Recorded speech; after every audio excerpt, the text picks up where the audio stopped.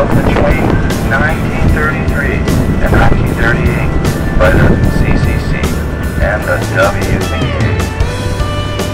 And it is now maintained by the U.S. Forest Service. And over to my left, I want to point out the mountain range that is shadow-shaped, and directly behind it is a peak with pink rocks. This peak is called Cathedral Peak, and Cathedral Peak is 8,000 feet high and is home to the Bighorn sheep. At one time, Bighorn sheep roamed the canyon here without water long ago. Over at Cathedral Peak, I want to point out those dark patches. Those dark patches are mature ponderosa pines, and ponderosa pines can grow up to 75 feet tall. Does not flower until it's about 40 years old. And the flower on the saguaro cactus is the Arizona state flower. And in the foreground in front of me, I want to point out the mountain peak with the rock formation on top of it that looks like a dimple, where the water flows over the bridge.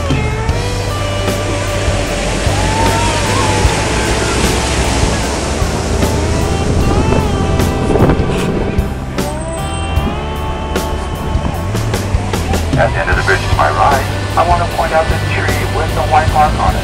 This is an Arizona sycamore. An Arizona sycamore. A lot of people do confuse it with a birch tree. And over to my left, I want to point out all the large boulders along the creek bed.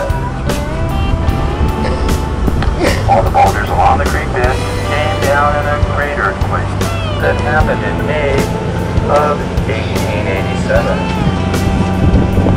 If they would have had a Richter scale and used at that time, it would have registered a 6.7 on the Richter scale. And again on my left, I want to point out the trees next to the creek bed. These are cottonwood trees. And cottonwood trees always grow near water.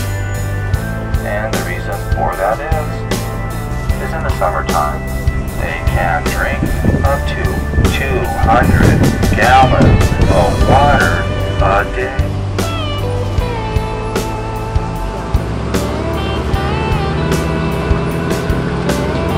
And over to my right up on top, I want to point out the cliff face. That's the wall is called the Acropolis Wall. And the Acropolis Wall is 410 feet tall. It's the equivalent of a 40-story building. In fact, you can see the nose with the S and the eyes. They call this the rock mask. The rock mask, I'm going to stop here for a moment in case you did want to take a picture of it. It is one of the most photographed rocks in all of southern Arizona. In fact, I think it's winking at you. Yes, it's winking at you right now. Over to my right, I want to point out the picnic table buried in the sand, just to give you an idea on how bad the flood we had was. And over to my left, I want to point out the tree next to the creek bank. I want to point out how high the debris is. I want to point out how high the debris is on the tree to give you an idea how high the water was during the flood.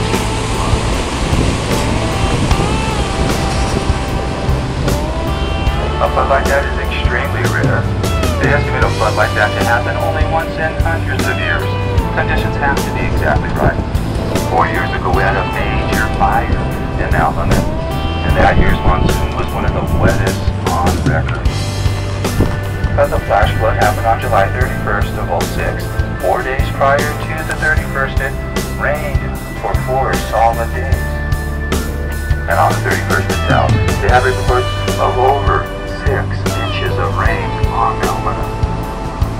With the debris gone from the fires and the ground saturated from 4 days of rain, that water came down all at once. But we were very lucky. It did happen at night at around 11 o'clock. So no one did get hurt. And again, a flood like that is extremely rare. The majority of the damage from the flooding came in forms of rock slides. And over to my left, I want to point out one of the rock slides. The small rock slide. Over to my left.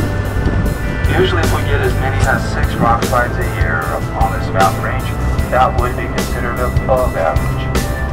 6 rock slides a year on this mountain range would be considered above average. Last year, with our flooding, we had over 200. What about 240 rock slides? And some of the rock slides were so severe that Colonial Canyons are named orange. Was named after a rust-colored bush. A rust